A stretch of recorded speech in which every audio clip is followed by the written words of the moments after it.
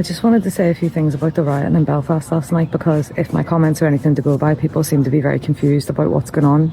So whilst the streets of Belfast were full of masked men and youths hunting people of colour on the streets of Belfast last night, burning out cars and houses, attacking people in their homes, having small children fleeing into the back of police Land Rovers to escape attacks from inside their own community, there were also many people in Belfast hunkered down, hiding in their homes.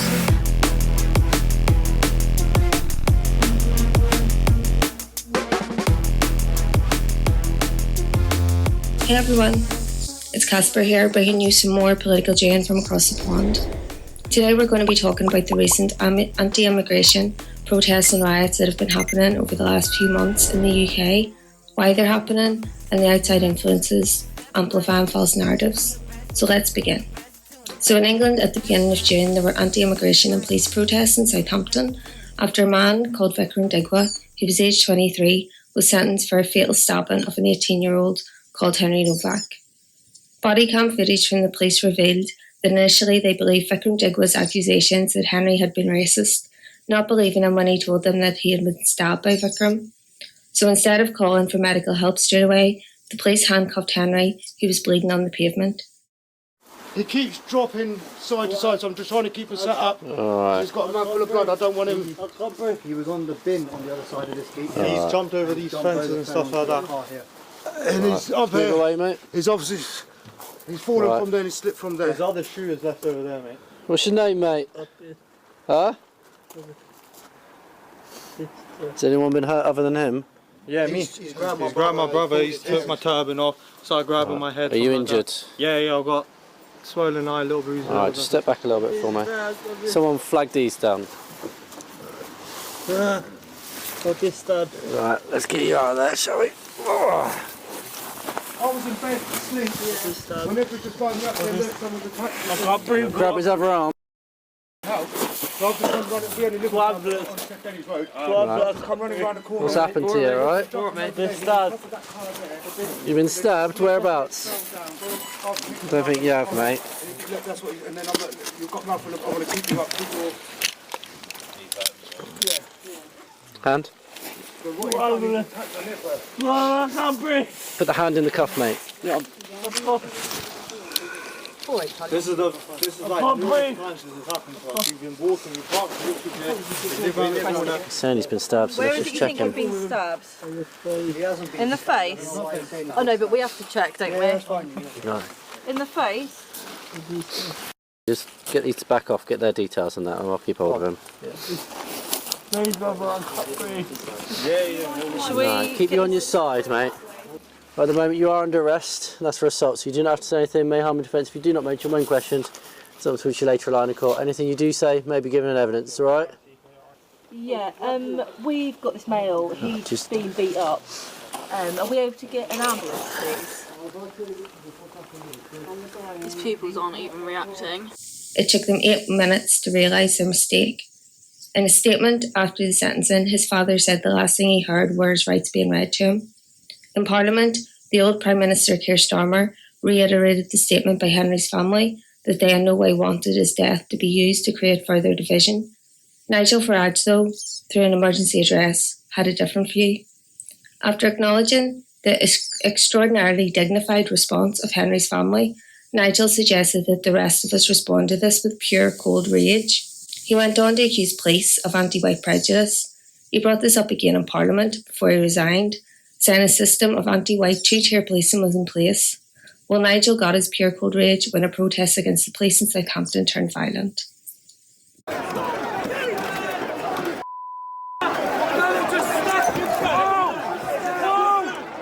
Protesters have pelted police with missiles in clashes close to where Henry Nowak was stabbed to death. Hundreds gathered outside Southampton's Central Police Station on Tuesday, where activists Tommy Robinson and Lawrence Fox were among those who spoke to the crowd. Violent scenes broke out after a large group walked across town to the area of Portswood.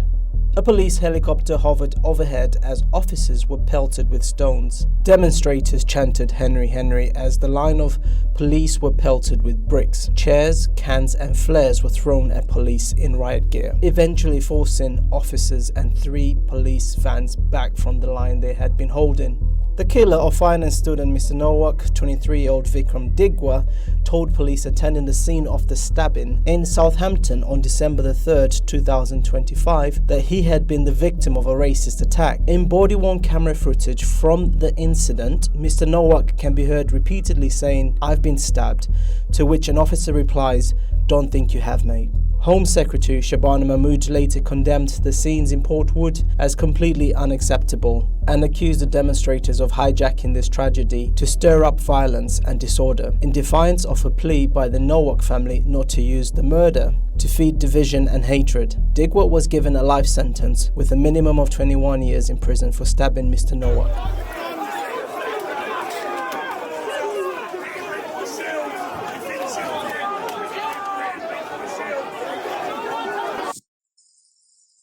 As the clip mentioned, Tommy Robinson and Lawrence Fox were there to give speeches to the crowd. Since the riots in Southampton, over 37 people have been charged. A significant number of those charged had domestic violence convictions, which we can talk about later.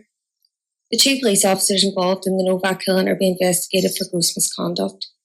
Vikram Digwa's mother was also sentenced in July for hiding the knife that was used on the night of the attack. Vikram Digwa is currently appealing his sentence. Then, in the second week of June, a man called Stephen Ogilvie was violently stabbed by a 30-year-old Sudanese man who claimed asylum in Belfast. There's reporting restrictions in place because this case hasn't been tried in court yet. What you're about to see is footage of the aftermath of a knife attack in North Belfast in Northern Ireland. The video shows some people confronting the apparent attacker. One of them had a hurling stick. Police say the incident happened about 10:30 on Monday night. A man who's 30 has been charged with attempted murder. It's believed he's Sudanese. Detectives say the people who intervened in the attack showed incredible bravery. Politicians have described the incident as brutal, barbaric and horrific. The man who was hurt in the stabbing is in his 40s. Police say he suffered significant injuries to his face, his neck and his back, and he's in a serious condition in hospital. Thankfully, 3 people intervened and ultimately saved Stephen Ogilvie's life. This happened on a Monday night, so by Tuesday morning, the uncensored video of the knife attack had gone viral and was all over X, Telegram, WhatsApp, Facebook and other platforms. It was brutal. Then calls for protest came and were being amplified by people like Tommy Robinson and Elon Musk. Tommy Robinson, the British patriot, who was in Russia allegedly meeting Elon Musk's father, Errol, for reasons unknown.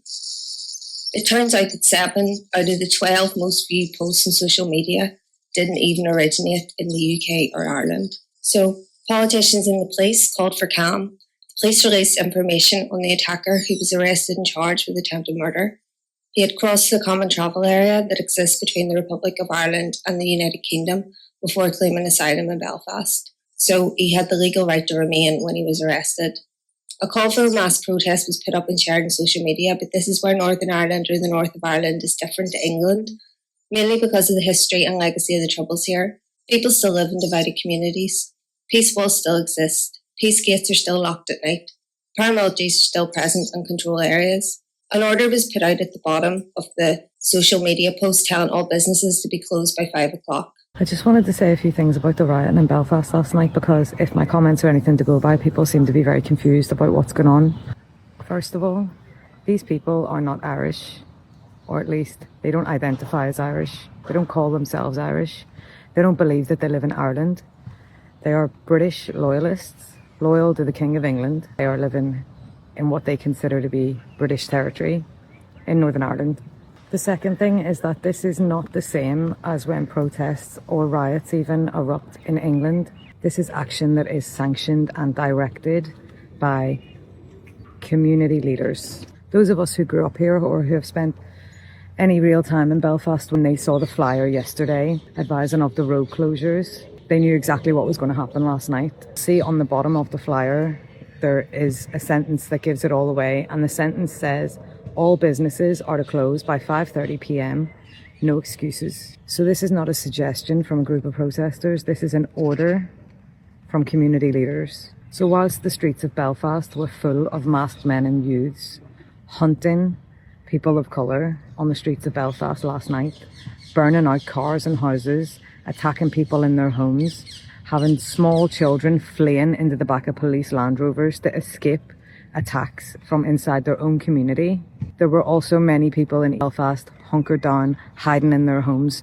There are many people in Belfast who do not support this, do not condone it, and would denounce it if they felt safe to do so. Despite that sort of unsaid threat, there is a responsibility in these communities to call out this behaviour and to say not in our name. I grew up in East Belfast, and the racism that is embedded in some of those communities is nothing new to me. It's part of a hangover of occupation and invasion of the British into Ireland.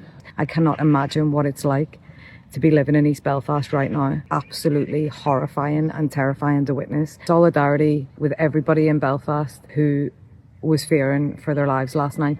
Absolutely horrendous carry on. Further instructions appeared on Telegram channels instructing protesters not to bring smartphones, not to film, to cover all tattoos, to wear hats and gloves and dark clothing.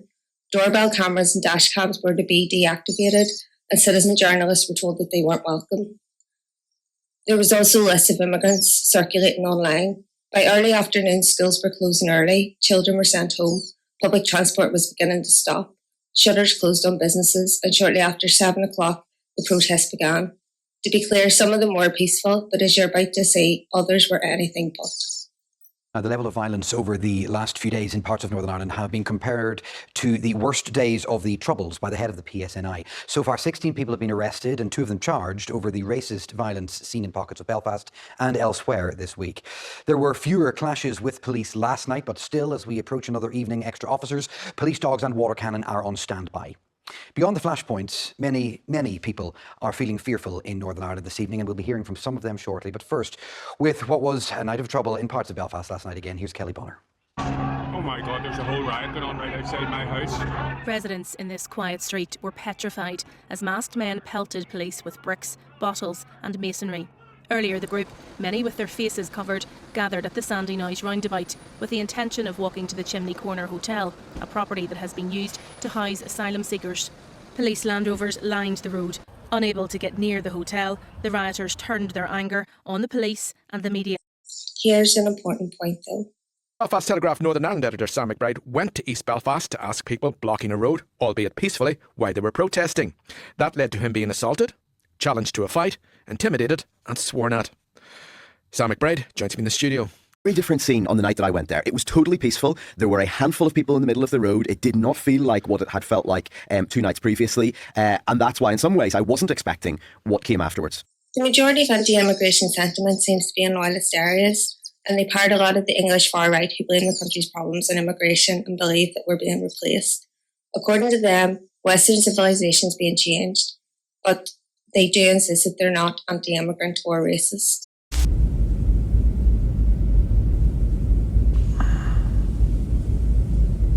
The first night, there was violence in loyalist areas all over Belfast.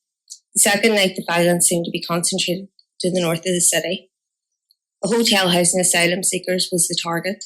Police were able to prevent the protesters reaching the hotel, so instead the protesters attacked the police, burnt cars, a lorry, and an empty house belonging to a pensioner in his 90s. They tore up driveways to get masonry to throw up police and walls on people's gardens. The police responded with water cannons and plastic bullets. BBC reporters driving away in a car got their back windscreen smashed. Our team were shouted at and told not to film. As they left, the rioters threw a large stone through the car window, smashing it. You alright? Yeah, I'm fine. I'm okay. It got dark, and next thing you know, they were throwing bricks, whatever they can get their hands on at the police. The riot police were here, and then that little van there behind you crashed into my property, was set alight and pushed down the road and crashed into my wall. I was just completely stressed. with that, I thought it was going to explode, and my cars are behind you. The pillars on my were damaged, and they used them as ammunition for the police. Masked men made their way down here last night. They set this building alight. Now, it is a derelict building, but it's owned by this gentleman next door. He's in his 90s, and his family told me it was a terrifying experience. Masked men on the streets is a sight we've seen night after night here. Local representatives say it must stop. Who do you think is behind that? I'm assuming you've been speaking to the police. Is it paramilitaries? Who do you think it is? People engaged in violence are children.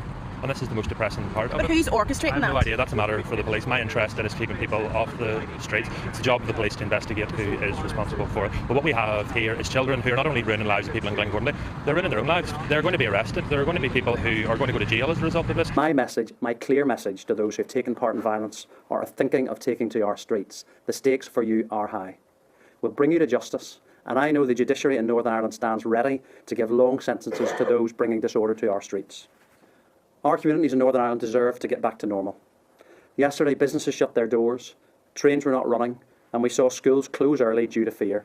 That is the impact these thugs are having. For those involved, it was a night of violence. For those living here, it was a night of fear. Tonight, as calm returns, the challenge now is making sure it lasts. Kelly Bonner, BBC Newsline, Glengormley. 1 in 5 of those arrested was a child, the youngest being 12 years old. Calm started to return. Then, on the Saturday of that week, thousands of anti-racist protesters gathered in Belfast and Derry, including political parties and trade unions, to reject the violence and the far-right rhetoric that had been amplified in the previous days. After nights of riots, disorder and streets set alight, Belfast saw a different scene today. Thousands gathered in an anti-racism rally. Their message: we must stand up against violence and hate and be as loud as the rioters. This is the real Belfast. We need to work together, both sides of the community, to say that all people are welcome here. And I just want to say that the people who were out rioting do not represent us. Every single time that fascism wants to breathe, we need to suffocate it. Particularly as a white person, you need to sit in your white privilege and be loud and be at the front and make sure that you're the person carrying the brunt of this. That's not the Belfast that I know, which is primarily a city of welcome, of love, and people who stand against racism. So that's why I'm here to stand with my neighbours who maybe weren't born here, that they are welcome, that this is their city too, and to call out the politicians who, I'm afraid, with some of their inflammatory rhetoric, have fuelled the violence this week. And this is what they reject. Masked men taken to the streets, burning buses, throwing petrol bombs and blocking roads. They had a specific message for Elon Musk. Your message to Elon Musk be off. The less he and his polling platform can be involved in Belfast, or indeed our entire island, the better. We have no clue where we are on a map, so why get involved in somebody else's business? You can't even sort your own affairs out back in America. And how much have you done for the people of Africa or South Africa, where you come from? Elon Musk needs to piss off. That's my message to him. Back down. Elon Musk is the most privileged person on the planet. He does not care about working class communities in Belfast. I doubt that he knew Belfast existed before this week. And my message to the communities that he's influences is that he does not care about you. He can on Mars, so where he wants to go and build his own spaceship and go there. Elon Musk, where is Belfast? That is my question to you. Do you know where Belfast even is? Less people that pay attention to him, the better. Less people on Twitter, the better as well. What would your message to Elon Musk be? Grow up. Is there anything to say to people like that? Have they any brains? Have they any empathy, any compassion for anybody? They don't seem to have, so, there's nothing to say to people like that. I would tell Elon Musk to not stick his nose in where he knows nothing about it, and to give away his wealth and redistribute it. We look forward to spending your $1 trillion on social housing, on refugees' rights, and we look forward to putting you into prison. Don't get involved in things you have no idea about. I bet you couldn't even point to Belfast on a map. I don't care what he has to say. He doesn't know where this place is. He has no connection. He doesn't care if schools close in the middle of the day and we're left stranded.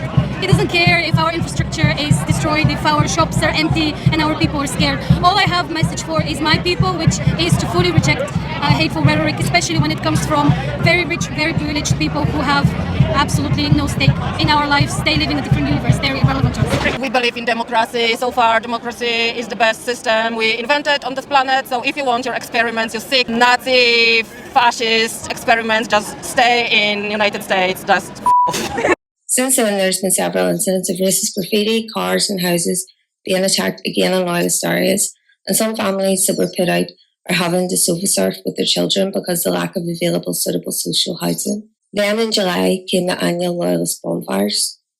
Like last year, some of them had racist effigies and signs. Nearly all of them burnt Irish flags, pictures of nationalist Republican politicians, and there was even an effigy of the band Kneecap on one.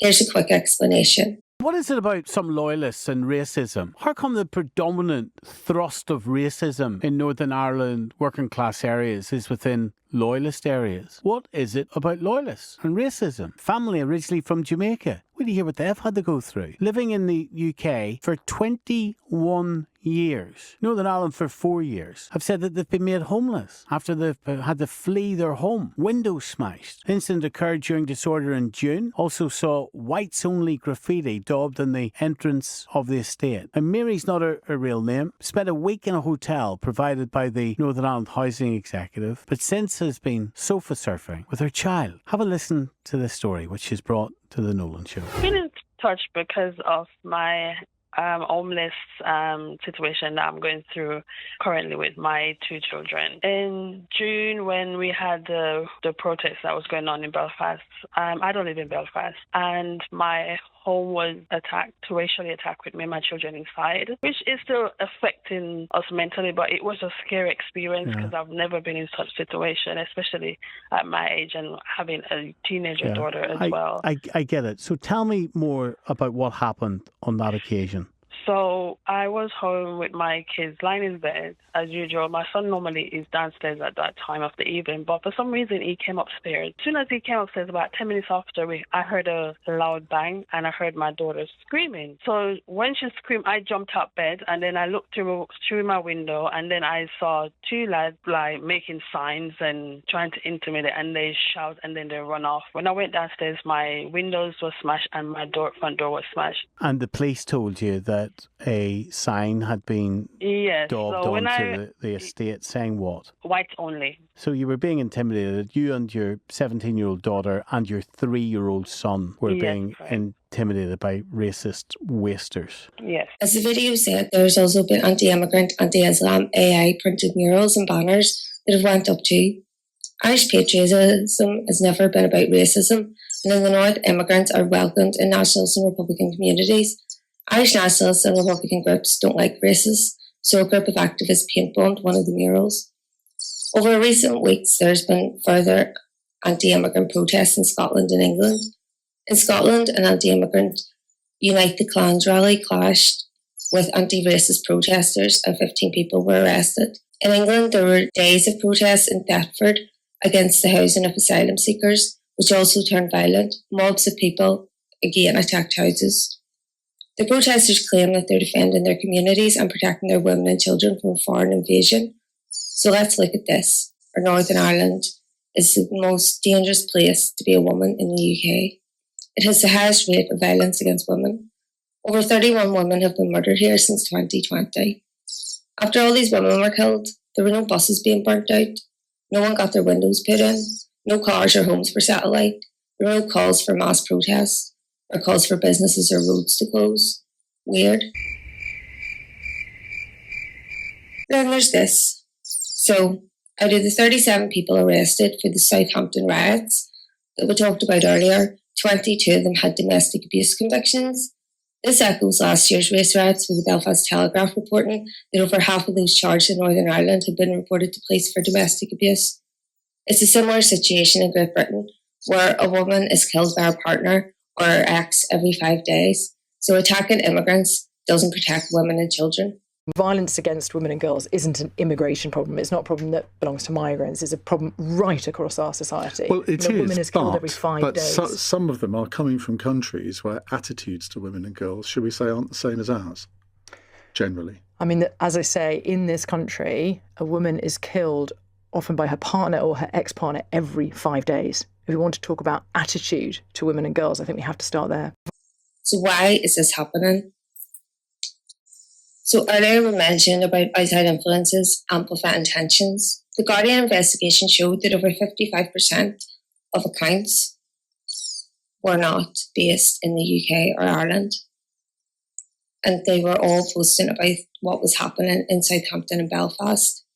7 out of 12 of those posts came from America. It says that Elon Musk tweeted twice as much about UK immigration and race than he did about SpaceX before the company's initial public offering in June. And it's a similar situation in the Republic of Ireland. A report from the Hope and Courage Collective showed that 90% of anti-Muslim rhetoric on acts concerning Ireland didn't originate in Ireland. Fox News declared the Irish were taking Ireland back when it was Northern Ireland. Enrique Tarrio from the Proud Boys came to the north of Ireland to interview loyalist protesters after the riots. Megyn Kelly and Tucker Carlson were talking about Belfast. A lot of American right-wing commentators suddenly started covering the violence here. Aaron Maguire from The Hill blamed the riots on by being empathetic ignorance, whatever that's supposed to mean. I think Aaron should maybe know what and where she's talking about before doing a soliloquy on the TV about it. Just saying. Right-wing English online commentators also came to Northern Ireland to film content. GB News denied that there were any riots or pogroms at all. Yeah, so that happened. Elon Musk and Tommy Robinson also continually use their platforms to amplify division. So to end, let's talk about numbers and facts. Home Office data from March 2026 says that there are currently 2,379 people in the north of Ireland that are claiming asylum help. Until their claims are processed, they are not permitted to work. It is not illegal to claim asylum. It is a right protected by international law. New figures show that net migration to the UK has fallen by nearly half in the last year. That's the number of people arriving in the UK compared to how many people are leaving. That sharp fall comes after a series of measures aimed at bringing numbers down as immigration policy tightens across several developed countries. The figure was an estimated 171,000 in the 12 months to December 2025. That's down by 48% year on year. It's the lowest level of net migration since early 2021. The right wing and the far right continue with their anti-immigrant stance because who needs facts? It's not all doom and gloom though, because at the beginning of August, Belfast hosted the Flag Cure. People came from everywhere and had a great time, celebrating Irish culture and music. All the communities here got involved, so that's a really positive thing. Belfast got to show the world its good side. Well, that's it for me for today. Bye everyone. Take care.